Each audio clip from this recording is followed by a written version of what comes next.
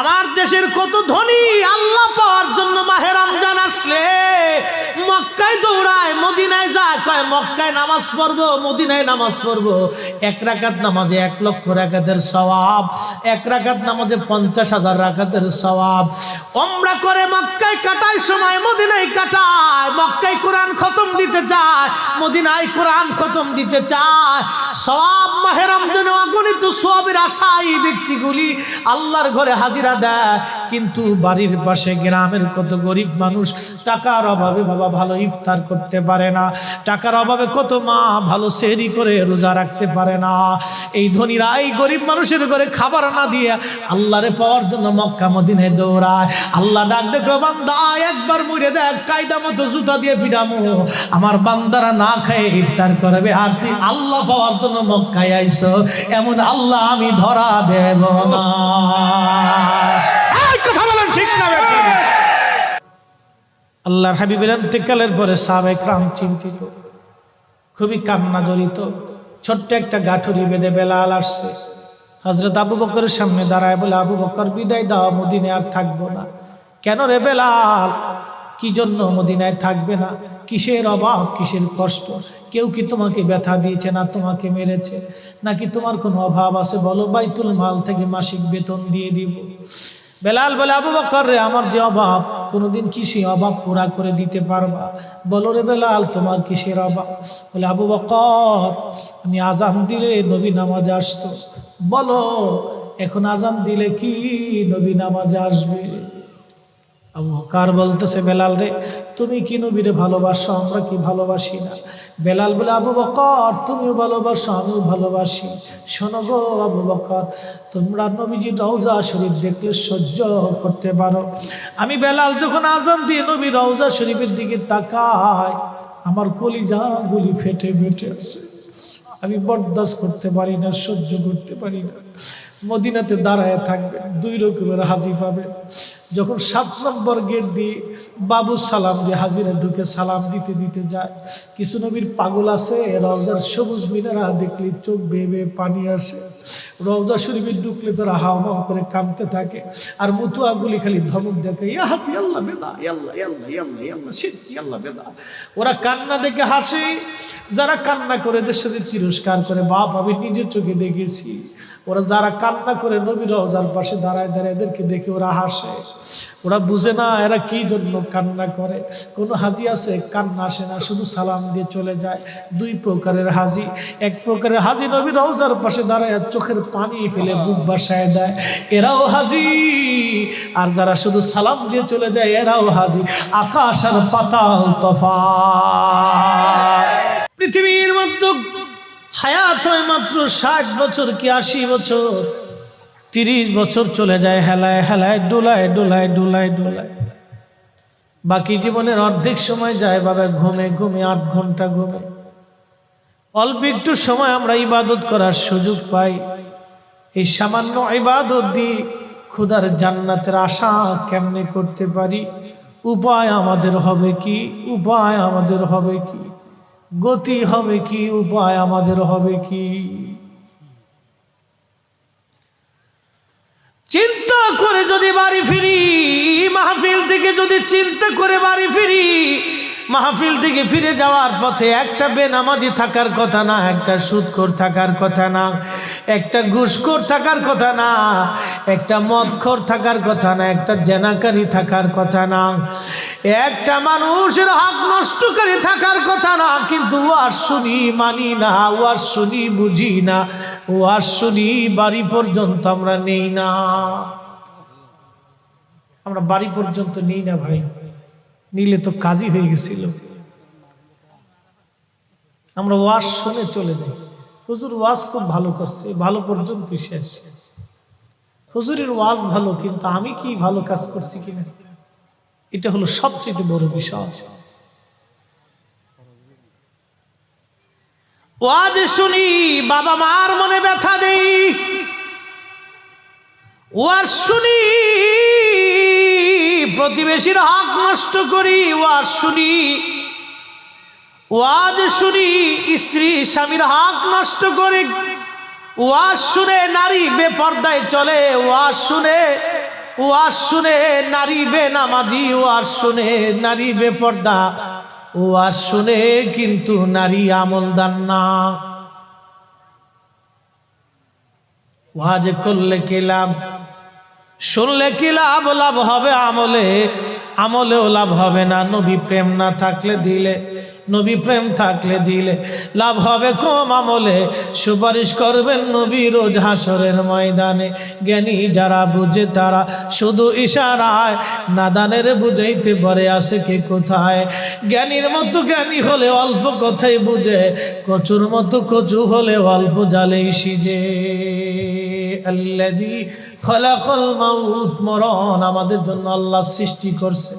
আজ অথবা কাল মৃত্যুর কোলে ঢলে পড়তেই হবে, পড়তেই হবে, পড়তেই হবে। আল্লাহর দরবারে যেতেই হবে, যেতেই হবে, যেতেই হবে, যেতেই হবে। ইন্না বাতশা রাব্বিকা লাশাদীদ, আল্লাহর ধরা বড় শক্ত ধরা, বড় শক্ত ধরা। ধরতেই ধরা পড়তেই হবে, ধরা পড়তেই হবে, ধরা পড়তেই হবে। কবরে চলে যেতেই হবে, যেতেই হবে, যেতেই হবে। আজকে আমি ফরিদি শাম যদি মারা যায়, বন্ধুরে আমার লাশ দেশের বাড়ি ফরিদপুরে নিয়ে যাওয়া হবে। কালকে সন্ধ্যার আগে দাফন কাফনের ব্যবস্থা হবে। আমার টুপি, আমার চশমা, আমার জুব্বা, আমার ঘড়ি, আমার সব কিছু থেকে জুদা করা হবে। ব্যাংক ব্যালেন্স, টাকা পয়সা, বাড়ি গাড়ি থেকে জুদা হয়ে যাব। স্ত্রী পুত্র সন্তান থেকে জুদা হয়ে যাব। বন্ধুরা কেঁদে কেঁদে বিদায় জানাবে, গ্রামবাসীরা বিদায় জানায় চলে আসবে। 3 ঘন্টা পরে বন্ধুরা চা খাবে, পান খাবে, গল্প করবে, হাসবে। সন্তানরা 3 দিন পর্যন্ত সুখ পালন করবে। 6 মাস পরে সবাই আমার কথা ভুলে যাবে, মনে রাখবে না কেউ। বন্ধু ওই কবরে আমি একা, আমি একা। আমার সঙ্গে হবে কি, সঙ্গী হবে কি? ওই কবরে আমার 2টা জিনিস যাবে, একটা ঈমান ও আমল, ঈমান ও আমল, ঈমান ও আমল, ঈমান ও আমল। ওই কবরে কেউ দেখতে না গেলেও যিনি দেখতে আসবে, যদি নবীর আশিক হয়ে কবরে যাও, ওই কবরে আমার নবী আসবে রে, নবী আসবে রে, নবী আসবে। যুবক যদি ভালোবাসো নবীকে ভালোবেসে যাও, যদি দল করো নবীর দল করো, জীবন যদি দাও নবীর জন্য দাও, পক্ষ যদি নাও নবীর পক্ষ নাও, শান যদি গাও নবীর শান গাও, মান যদি গাও নবীর মান গাও, জীবন যদি দাও নবীর জন্য দাও, ভালো যদি বাসতে চাও নবীর ভালোবাসা নাও, এতাত যদি করতে চাও নবীর এতাত করে যাও, গোলামি যদি করতে চাও নবীর গোলামি করে যাও, খুশি যদি কাউকে করতে চাও নবীকে খুশি করে যাও। কথা বলেন ঠিক না বেঠে? এছাড়া আর বিকল্প নাই, একটাই, নবী নবী নবী নবী নবী নবী করি, নবী নবী করি। অনেক ভাইরা বুঝে না, কয়েরা নবী নবী করে কেন? যেই দিন কবরে ঘুমাইবেন সেই দিন বুঝবেন নবী কি জিনিস। যেই দিন হাসরে উঠবেন সেই দিন জানবেন নবী কি জিনিস। যেই দিন ফুলসিরাতের ঘাটে যাবেন বুঝবেন নবী কি জিনিস। মিজানের পাল্লার পাশে যখন দাঁড়াবেন বুঝবেন নবী কি জিনিস। কঠিন মেহশরের মাঠে জিহ্বা বের হয়ে যাবে, সেই দিন বুঝবেন নবী কি জিনিস, নবী কি জিনিস। এই জন্য নবী নবী করি, নবী নবী করি। সুন্নিদেরকে বলবো, মুসলমানদেরকে বলবো, বাবাজি উম্মত হিসেবে আসেন, জবান খুলে দেন, সেই প্যারা নবীজির শানে জবান খুলে খুলে আওয়াজ তুলে মোহাব্বতে আমরা দুরূদ শরীফ পড়ি। আল্লাহুম্মা সাল্লি আলা সাইয়্যিদিনা মাওলানা মুহাম্মদ ওয়া আলা আলি সাইয়্যিদিনা মাওলানা মুহাম্মদ। উড়ে যাও রে মাহফিলের হাওয়া, যাও রে উড়ে মদিনায়,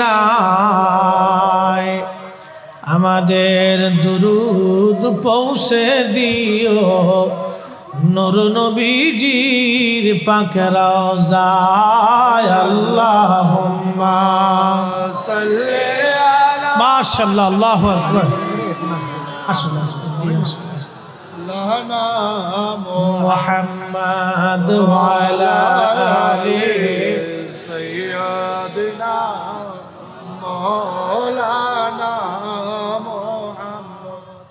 আলহামদুলিল্লাহ, যারা কাফেলা করে আসছেন গাড়িতে করে সবাইকে আমরা অভিনন্দন জানাচ্ছি। আপনারা মাহফিলের প্যান্ডেলে এসে বসলে আল্লাহর মেহেরবানি রওনক বৃদ্ধি হবে।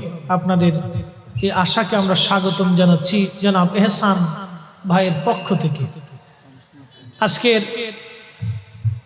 আহলে সুন্নাত ওয়াল জামাত কর্তৃক আয়োজিত জনাব আমাদের এহসান ভাই তিনার উদ্যোগে নবম ঐতিহাসিক আজমুস শান পবিত্র ঈদে মিলাদুন নবী সাল্লাল্লাহু আলাইহি সাল্লাম মাহফিলের মুহতারাম প্রধান অতিথি, কাকারা ইউনিয়ন পরিষদের সম্মানিত চেয়ারম্যান মহোদয়, যিনি এই মাহফিলের জন্য যিনার অনেক অবদান, এবং আমরা দোয়া করি চেয়ারম্যান মহোদয়কে যেন আল্লাহ দুনিয়া আখিরাতের উত্তম জাযা দেয়। জন্য হুজুর করিম সাল্লাল্লাহু আলাইহি ওয়াসাল্লামের মহব্বতে তিনি এই মাহফিলের জন্য যথেষ্ট করেছেন। চেয়ারম্যান সাহেবকে আমরা অভিনন্দন মোবারকবাদ জানাই। রাসূল করিমের শানকে, আকাইদে আহলে সুন্নাত ওয়াল জামাতকে মানুষের হৃদয়ে পৌঁছানোর জন্য উনি যতটুকুনি করেছেন ততটুকুনি মদিনাওয়ালার পক্ষ থেকে উনি বেনিফিট পাবেন। এবং আল্লাহর শাহানশাহী আলিশান দরবার থেকে আমরা কামনা করি মদিনাওয়ালার সদকায় যেন আল্লাহ ওনার দুনিয়া আখিরাতের জাযা দেন, বাচ্চাদের হায়াতের মধ্যে বরকত দেন। আল্লাহ যেন ওনার সম্মানকে দুনিয়া আখিরাতে বাড়ায় দেন। আল্লাহ যেন বেশি বেশি এই দ্বীনের কাজ, সুন্নিয়তের কাজ, ঈমান ও ইয়াকিনের কাজের জন্য আল্লাহ ওনাকে সহযোগিতা করার তৌফিক দেন। আমরা একটু দোয়া করে বলি আমিন। আজকের সম্মানিত বিশেষ অতিথি জনাব মোহাম্মদ নজরুল ইসলাম সাহেব, সম্মানিত ইউপি সদস্য 2 নং ওয়ার্ড, ওনাকেও আমরা দোয়া করি এই মাহফিল সাজানোর জন্য, অবদান রাখার জন্য, পরিশ্রম করার জন্য, খেদমত করার জন্য। আল্লাহ ওনার দুনিয়া আখিরাতের সম্মান জন্য বাড়ায় দেয়।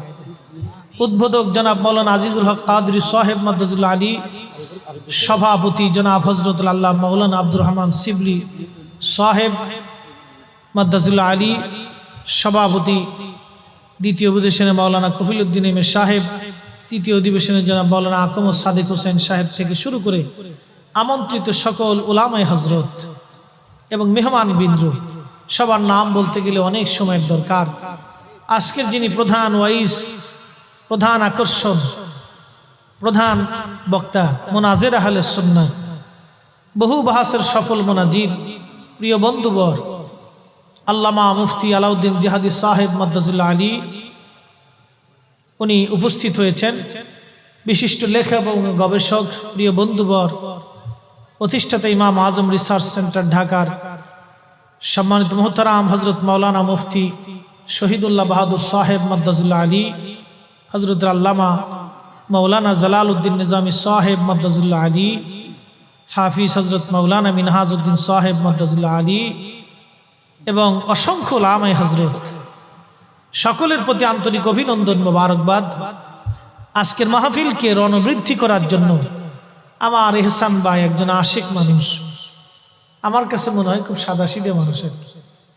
যাই হোক, সবার কাছে ভালো লাগে তা না, আমি ব্যক্তিগতভাবে ওনাকে আমি খুবই পছন্দ করি, ভালোবাসি। যাই হোক, আল্লাহ রাব্বুল আলামিন আমার এহসান ভাইকে এইরকম পরিবেশে আরো মাহফিল করার জন্য তৌফিক, আরো বড় করে দেওয়ার তৌফিক দেয়। আমরা দোয়া করি বলে আমিন।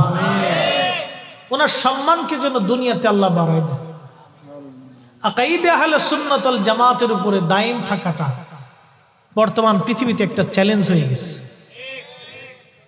বাজি আমরা আকীদা বুঝি না। আমি আকীদাটা মুক্তাসার আপনাদেরকে একটু বোঝানোর চেষ্টা, এখানে মনে হয় কোনটা লুজ কানেকশন হয়েছে, একটু দেখেন তো। হ্যাঁ ঠিক আছে। আকাইদে আহলে সুন্নাত ওয়াল জামাত আমরা অনেক সময় বুঝি না। ভাই সুন্দর একটা প্যান্ডেল দেখতেছেন, এই প্যান্ডেল কিন্তু ধরে রাখছে খুঁটি। খুঁটি যদি না থাকে তাহলে সামানা থাকবে না, সামিয়ানা থাকবে না। মাটি যদি না থাকে তো খুঁটি থাকবে না। সামিয়ানা হলো জান্নাত, খুঁটি হলো ঈমান, মাটি হলো আকীদা। আরো বুঝাই, আমাদের দেশে জেলেরা মাছ মারে, সারা রাত্র জেলে মাছ মারতেছে।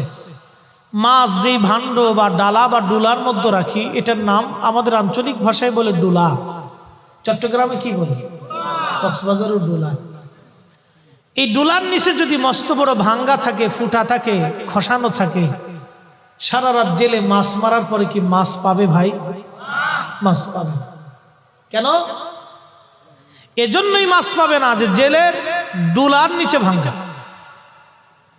একজনের আকীদা যদি বিশুদ্ধ না হয়, আকাইদে আহলে সুন্নাত ওয়াল জামাত যদি তার না হয়, ৭০,০০০ বছর তাহাজ্জুদ নামাজ যদি পড়ে, আকীদা হলো আমল রাখার ডুলা, আকীদা হলো ঈমান, হলো আমল রাখার ডুলা। কোন ব্যক্তির ঈমান যদি বিশুদ্ধ না হয়, কিয়ামত পর্যন্ত সেজদা দিলেও বাবা আল্লাহর জান্নাতের আশা করা যাবে সহজ হিসাব। আর একটু বলি, আপনাদের দেশে গাভীর দুধ হয় কিনা? আজকের সভাপতি মহোদয় যদি কালকে ঘোষণা দেন যে আমি এই বাজারে 10 মণ 50 মণ দুধ সবাইকে ফিরি ফিরি দিই, এই 50 মণ দুধ নেওয়ার জন্য সব মানুষ আসবে, মোহতারাম সভাপতি দুধ দেবে। তো সভাপতি মহোদয় তিনি দুধও নিলেন, সাথে 1 লিটার গরুর প্রস্রাবও নিলেন। 50 মণ দুধের মধ্যে যদি 1 লিটার গরুর প্রস্রাব ছেড়ে দেয়, ছেড়ে দিয়ে যদি বলে সবাই গরুর দুধ নিয়ে যান, ফিরি ফিরি দিলাম, আচ্ছা কোন মুসলমান কি গরুর দুধ নেবে? কারণ এই 50 মণ দুধের ভিতরে, ভালো 50 মণ দুধের ভিতরে এই 1 লিটার দুধ দেওয়ার জন্য দুধ সব শেষ। কিন্তু একই গাভী থেকে দুধ আসলো, একই গাভী থেকেই প্রস্রাব আসলো, একই গাভী থেকে দুধ আসছে, একই গাভী থেকেই প্রস্রাব আসছে। দুধ হালাল, প্রস্রাব হারাম।